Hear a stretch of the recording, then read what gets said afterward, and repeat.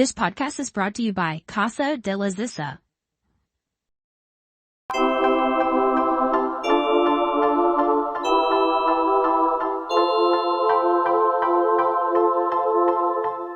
Excuse me.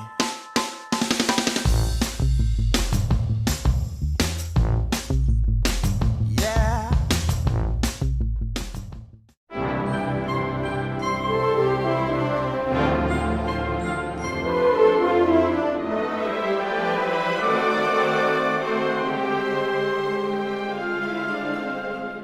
Hello, and welcome to today's episode of the Party of Broadway World podcast. Today, we are talking with Kimberly Faye Greenberg about,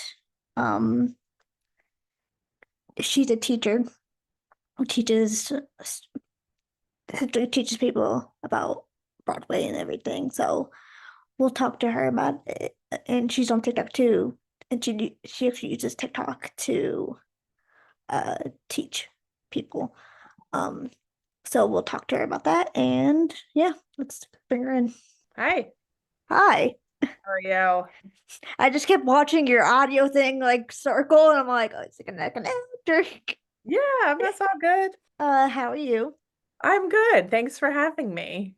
Thank you for agreeing to come on. You're welcome. I found you on TikTok, then that's where I initially reached out. I believe I think I reached out in one of your lives.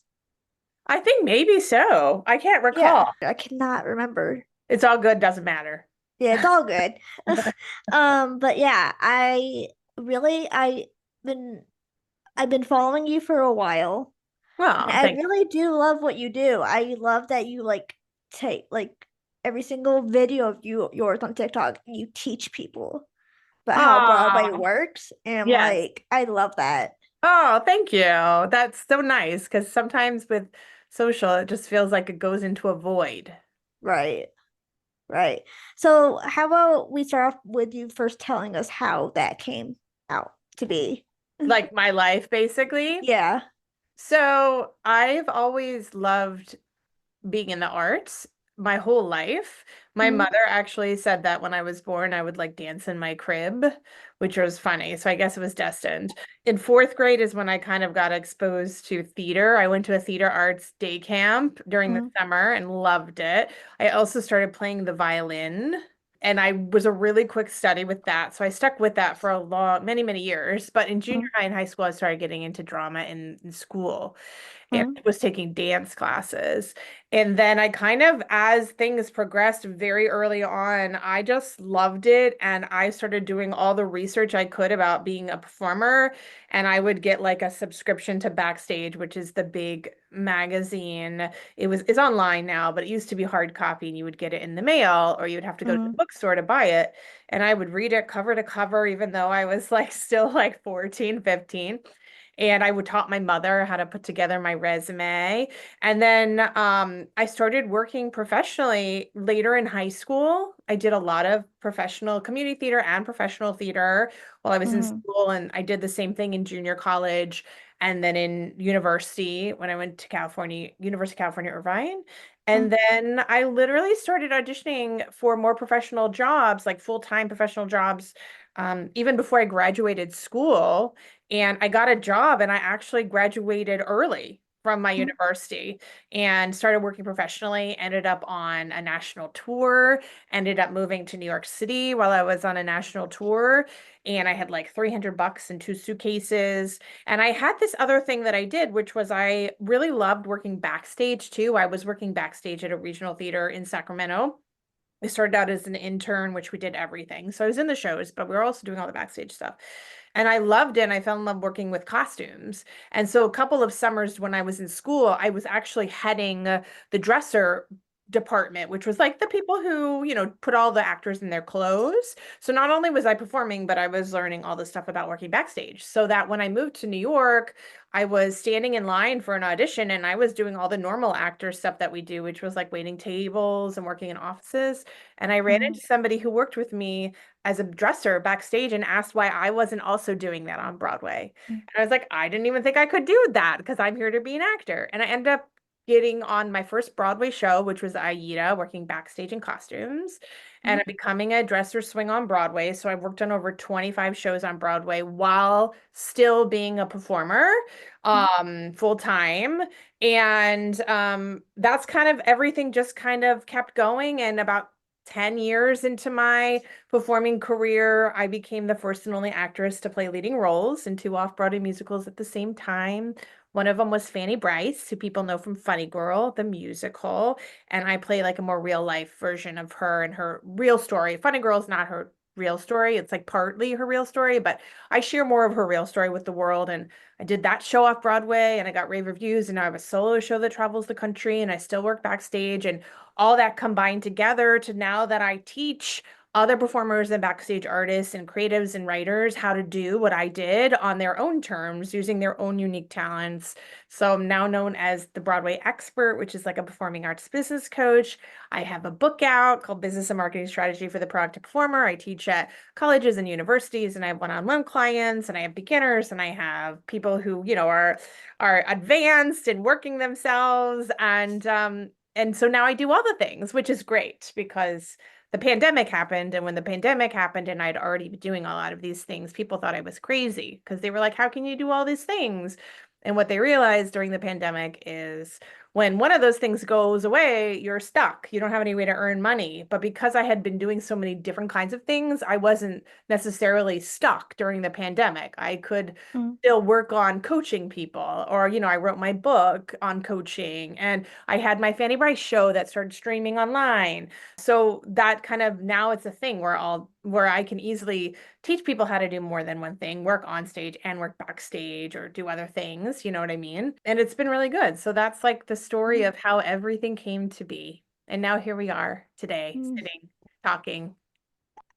I mean, and like I said before, like I love those. I love it. I love your videos so much, like because there was like things that you talked about in a lot of your videos that I never even knew about. Oh, wow. Thank you. I try to be, the thing about TikTok is people give a lot of advice on TikTok and on the other social media sites, but it's very general, or it's very like, sure, everything's going to happen. It's going to be great.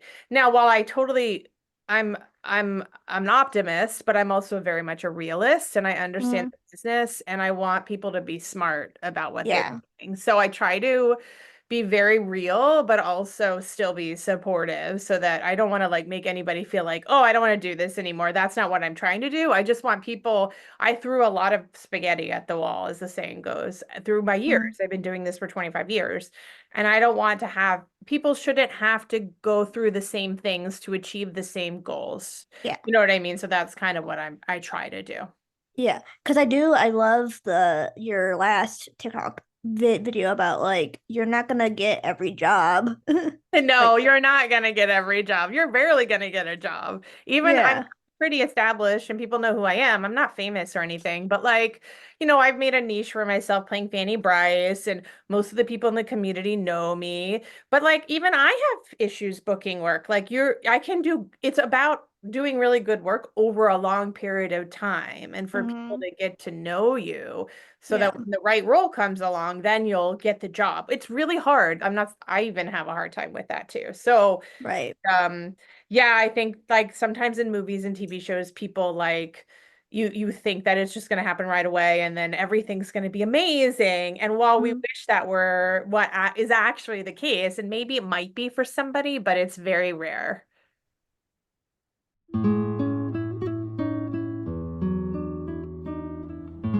CDZ Collegia Musica is a 501c3 nonprofit organization. It is a kind of school of music, a concert series, and an agency that promotes the musicians, dedicated artists, and educators who we feature as our performers.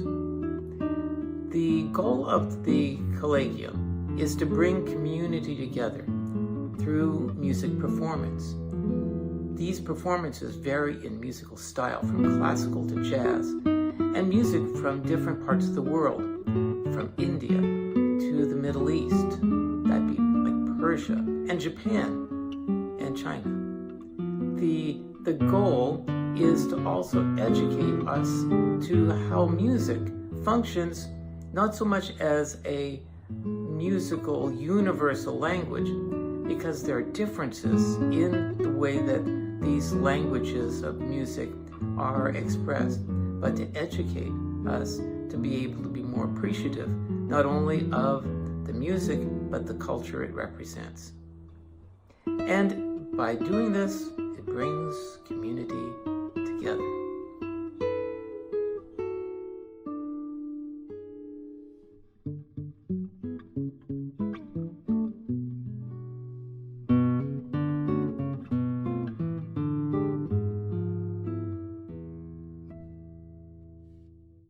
I'm excited because I'm going to be in New York this year. Oh, I'm good. coming to New York this year, and I'm very excited because I want to see Broadway so bad. Oh, good. Well, Broadway is much more accessible now because you can watch some things on the internet and we have all the tours and all that Mhm. stuff. So, yeah, that's awesome. What advice would you have for someone that's never been in theater at all and doesn't really know where to start? I get that question a lot, especially like on TikTok.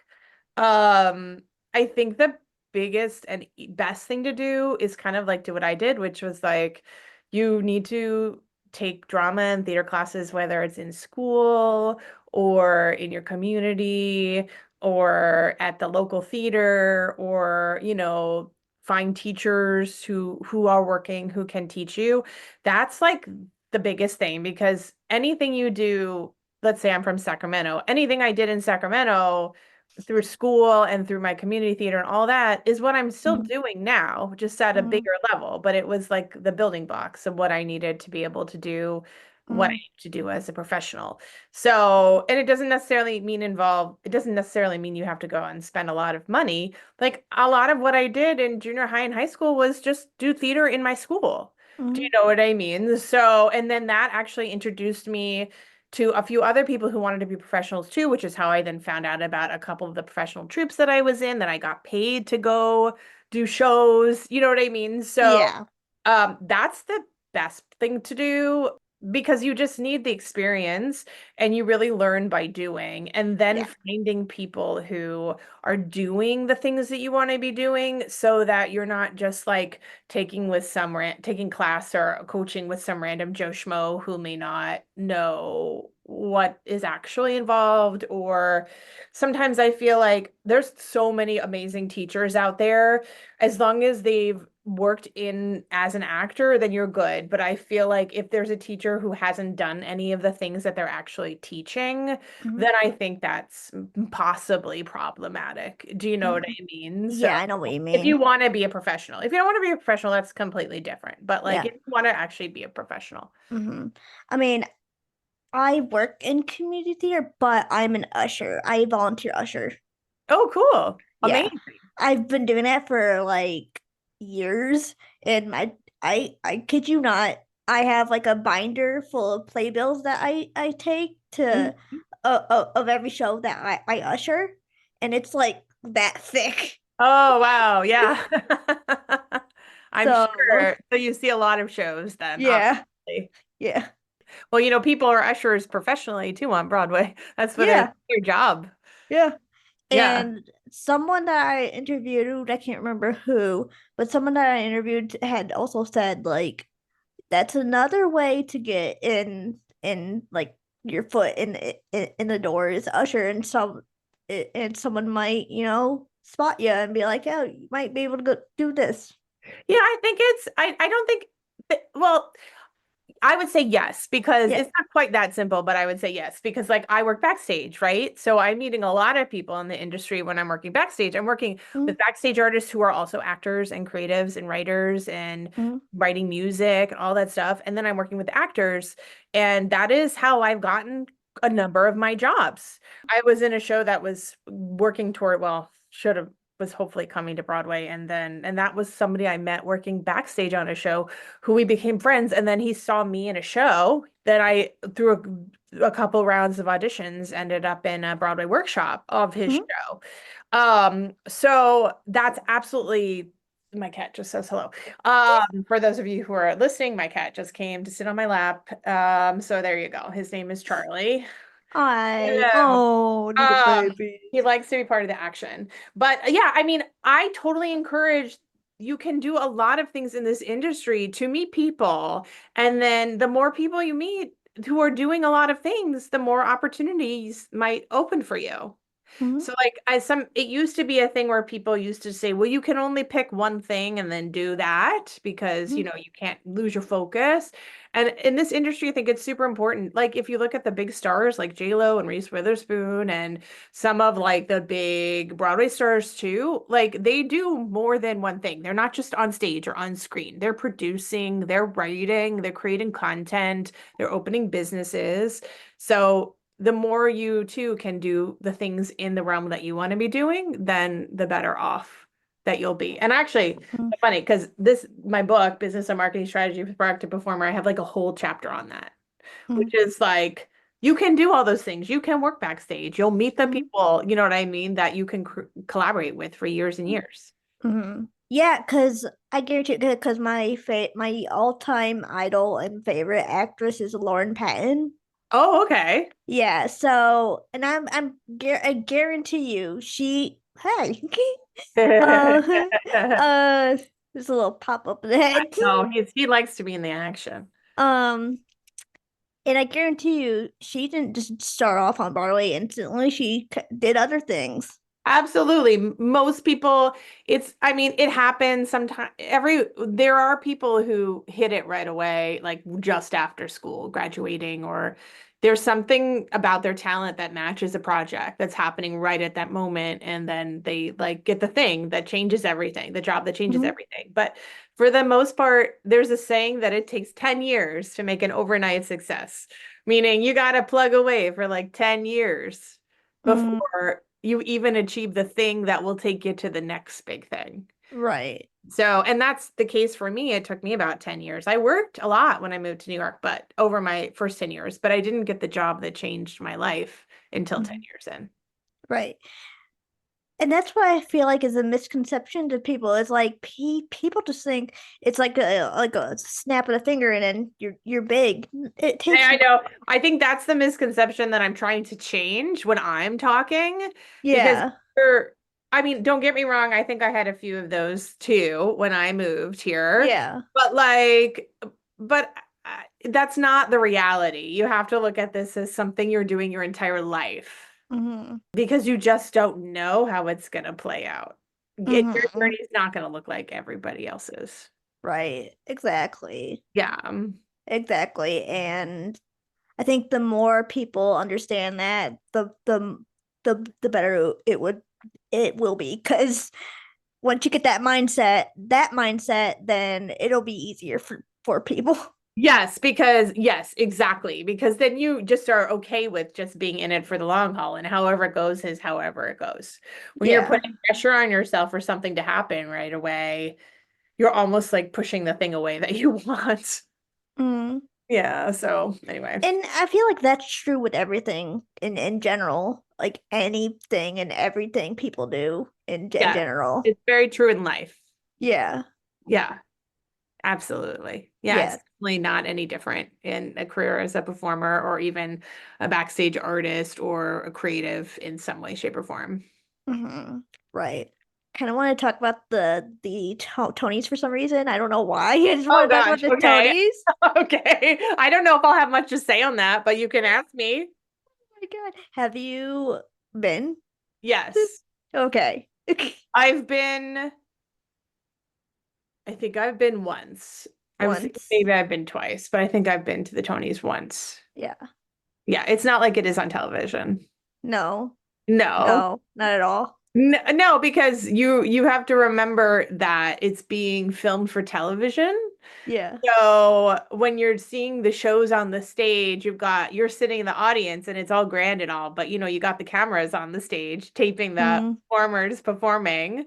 Again, this was mm, a while ago, so I don't know how they capture it now, but like it's a lot of sitting and waiting because you mm, don't do anything during the commercial breaks. You just hang out. mm. To be Right. So Yeah. it's not as exciting as it is on television. I actually tell people it's better just to watch it on television. Just go home and just on the couch and watch It's more it. comfortable and you can eat whatever you want. You don't have to dress up Yeah. and you don't have to look at the cameras because you're seeing the actual action better Yeah. than you see it in the audience. Yeah. Yeah. Damn, I wanted to go to the Tonys one day. Never Well, mind. you can still go. I might be a little jaded. Oh, it's so funny. That's so funny. I wanted to circle back to what you said before because I had mentioned that I'm coming to New York City. What advice would you have for somebody who is like moving to the big city to like start their Pursue yeah. a business. The biggest, I teach a class about this to like high school kids and college kids, and Yeah. the biggest piece of advice that I teach is do what I did, which was I moved here and the next day I went out and got a job. Well, I went and interviewed to work for a temp agency because what I Yeah. didn't want to have to do was worry about money. Yeah. That's like the most important thing. You got to have stability before you can go out and audition and stuff. Like I was very clear that I was here to be an actor, so I wasn't going to like get stuck in a day job or anything. Mm. I definitely had options as far as how to make the schedule I needed to be able to do the things I needed to do for Mm. acting. But I mean, I came here with $300. I needed more than $300 to pay my rent. Mm. So that's the first thing. I would either advise people to save before they come Yeah. so they have a nest egg and they don't have to worry about a job right away, or I would just say go get the job first that Yeah. will work with your schedule and then pursue the things you want to pursue because the city is very expensive and at every corner there's money to spend. So that's the first thing I would tell somebody to do. Right. Exactly. Like, because folks, I hate to tell you to tell you all this, but New York ain't cheap. It is not cheap. It's very expensive. It is Very, very very, expensive. yes, yes, and the categories. Uh, even the cat knows. Even Charlie knows. He is very much a center of attention. He I've is. seen a few TikToks because he's kind of a ham. I think I've seen him. I think Yeah, I've he's seen been in a him. few, but come on, go on. You can go, honey. It's okay. No, he's like, I'm not leaving the lap. I'm getting attention. I don't want to leave. Yeah, he doesn't want to go. He's very happy here. It's so funny. Every time I do a Zoom interview, a lot of times he ends up on my lap. I'm not sure why that is, because yeah, it's very funny. Trying to steal the spotlight. I guess so. He looks pretty good in the spotlight. He just needs to make money. That would be very cool, right? Yeah. You make mommy money? He's Now like, he wants to "Cute. leave. I'm cute. I'm cute." Anyway, yeah. So that'd be my first big piece of advice. Mm, Yeah. okay. Yeah. Yeah. I'm like getting distracted because it's like 'Cause he's like, I know, he's too cute. oh. Your listeners aren't going to see the cat. You're going to have to put pictures of what this looked like so they know. Well, I have video and audio, so Oh, like, cool. so Okay. I have both. Okay, cool. So So the them will see them. yeah, See. yeah. Okay. So anyone who's listening on the audio format, there's a cat, and he's very cute. Yes, he's adorable. He's adorable. I mean, having animals in your videos, they get more views, right? I don't know. I don't know. Maybe. Yeah. I don't know. So then I'm kind of curious because as you know, TikTok kind of purged itself last night. Yeah, that was weird.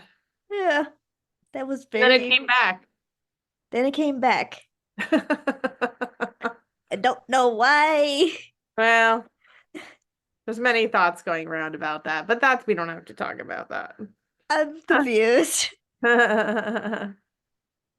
We'll see. I mean, the thing I tell like performers and anybody really who's like the big piece of advice I have about social media is obviously it's a free tool that you can promote yourself, right? Which is great. Yeah. Amazing. Yeah. But then we don't own it. So it could go away at any point. So I'm always preaching. I think I put a video out like this right when it came back, which was like, you don't own this. Go create a website that you own so that you always never lose your content. Yeah. Because how can you put so much work into something and then it like just disappears randomly? Yeah. Yeah, no. I just found it funny because it's like I told my friends this too. I was like, I have whiplash from how fast all that happened. Yeah. I think we all have our opinions of why that happened, but who knows? I'm not going to worry about it at this point. We'll see how the theatrics of it plays out. Yeah. Right now it's good. We can keep talking. That's good. That's fine. If it's here to stay, it's here to stay. Yeah. And if it's not, that's okay. There's other options in the world. Yeah. I just had to ask that because I'm like, yeah, well, I think we were all stunned because I have a habit of just turning it on, which is really bad. And I had accidentally turning it on a couple of times when it wasn't working and reminding myself, oh, it doesn't work. And then I turned it on and all of a sudden it was like, we're back. And I was like, huh. I did that too. I kept like Fascinating. every 20 minutes like doing that. And I'm like, oh, wait a minute. Because I couldn't doom scroll last night or that night. Yep. Nope. It was probably healthy that you couldn't do that. Aw, but I want to doom scroll. So then what are your goals then for this year then? Like for me, personally? For you. Yeah. For me? Yeah. I have a lot of different things in mind. I, as a performer, have been working more towards a lot of more TV and film versus theater. Mm-hmm. I've been doing a lot of auditioning for really exciting stuff, and I just haven't booked something recent. I have my last big booking for TV and film was in 2019, so that was right before the pandemic. So I'm hoping that 2025 we will actually go from being called back and being up for really fabulous things on TV and film, and I'll actually book one of them. So, or more than one. We'll see. It'll be great. So that would be great. Do more theater if the opportunity arises from an audition or from me meeting somebody. We'll see. And yeah, I continue to grow my coaching, and I love teaching. I really like doing that. So hopefully I'll have a lot more opportunities to do that. I have a children's book that I wrote that currently in putting pictures together for. It's all about vaudeville and putting on your own show. So hopefully that will get published. And spending time with my cats as is appropriate on the Zoom. Yeah, so I literally my goals are so long term because I understand because I preach it that everything takes a lot of time. Nothing happens as fast as you're gonna think it's gonna happen. So I do my best to just keep plugging away and doing the best I can at the things I offer the world and helping. I hope I have many more successful people that I coach this year because it's really exciting. It keeps me excited. And it keeps me learning and growing too when I can help others. So, we'll see. If TikTok sticks around, maybe I can get to 10K. Yeah. That's my dream. I'm only at like three over like 3.3K or something like that. You have more than me, so there you go. It took me a while to figure it out because I'm yeah. But we're getting the hang of it now. Speaking of your book, for my listeners and my watchers, can you tell everyone where you can get the book? Of course. So let me show it so for those watching the video, you can see what it is. If you're not watching the video, it's called Business and Marketing Strategy for the Proactive Performer. Don't let the name fool you. It's a very easy read. It's got everything from teaching you how to do your resume, how to know what kind of headshots you need and set goals, and the casting websites and all of those very easy, more beginner tools as a performer. And then it goes into more advanced things like how you can pitch yourself to get the big auditions and how you get an agent or manager and lots of really good tools like that. So it's available on Amazon. Mhm. And it's available at the Drama Bookshop in New York City. It's available on my own website, my coaching website, which is thebroadwayexpert.com. And I should also mention, if you want to learn more about me as an actor, you can go to kimberlyfaygreenberg.com. And if you want to learn more about my fabulous Fanny Bryce solo show that travels the country, it's called fabulousfannybryceshow.com. And then you can also get an ebook of this, which is cheaper. I think it's $10 versus 20 from my publisher, which is headlinebooks.com. So there's a lot of ways to get the book. I personally prefer the paperback because in the middle you have a whole reference section, and I can guarantee you that people who buy it totally like look at the reference section all the time. Yeah, so I hope people check it out. If they want to work with me, you can always go to thebroadwayexpert.com. You can Google me. There's pages and pages and pages and pages of stuff about me as a performer and videos. And I have albums that are on the streaming, like iTunes and Pandora. I have a couple of albums. You can even find my music on TikTok. Yeah, so there's a lot of ways to learn more about me and what I do. And if your listeners like have wonderful questions they want to ask me, find me on TikTok. That's a great place to do it and ask me questions because you know me now because you watch my videos. Like I love to answer questions. Like that's always super fun for me to do. So I always encourage questions and things like that. I know I said 45 minutes, but I'm running out of questions. I think we got so much done. That's amazing. Yeah. I love talking to you. This was great. This was so fun. Good. I'm glad. I can't wait till it comes out. Let me know. I will. And bye, Charlie. Say bye. Say bye. He's like, no. He's like, fuck that. He's like, fuck that. I ain't doing it. So, all right. Well, thank you. So I hope you guys enjoyed this episode, and we will see you next time. Bye. Bye, everybody.